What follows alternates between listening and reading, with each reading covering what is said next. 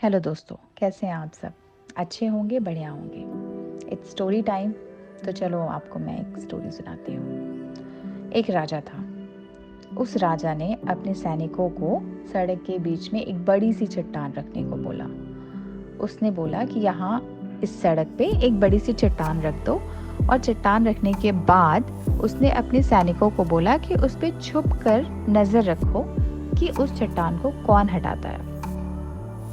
तो ऐसा करने को राजा ने बोला। उसके बाद लोग उस जगह पे आते रहे, जाते रहे। किसी ने उस चट्टान को हटाने की रास्ते से कोशिश नहीं की। वो रास्ते में ही ऐसी पड़ा था। कुछ लोग तो राजा के बहुत करीबी भी थे, कुछ बड़े व्यापारी भी थे। कुछ लोग ऐसे भी आते थे, राजा को बहुत कोसते थे कि क्या ये राजा है जो इस चट्टान को हटा नहीं सकता, क्या करवा रहा है इसने चट्टान, क्यों ये चट्टान पड़ी है। पर किसी ने उसको हटाया नहीं।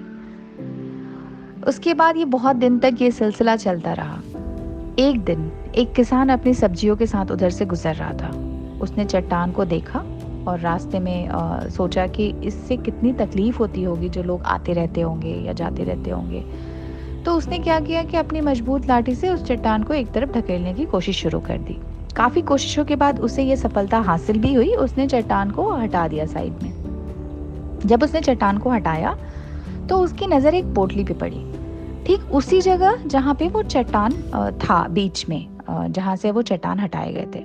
तो उसने पोटली खोलकर देखा तो उसमें कई सोने के सिक्के थे, और उस सिक्कों के साथ एक राजा का संदेश भी था। उसमें लिखा था, ये सोने के सिक्के उनके लिए हैं जो इस चट्टान को रास्ते से हटाएगा। दोस्तों, बिल्कुल इसी तरह हम सबकी लाइफ में कई परेशानियां आती है। कुछ लोग उस परेशानी से बचकर निकल जाते हैं, और कुछ लोग रास्ता बदल देते हैं, और कुछ लोग ठान लेते हैं कि उस परेशानी का हल निकाल के ही रहेंगे।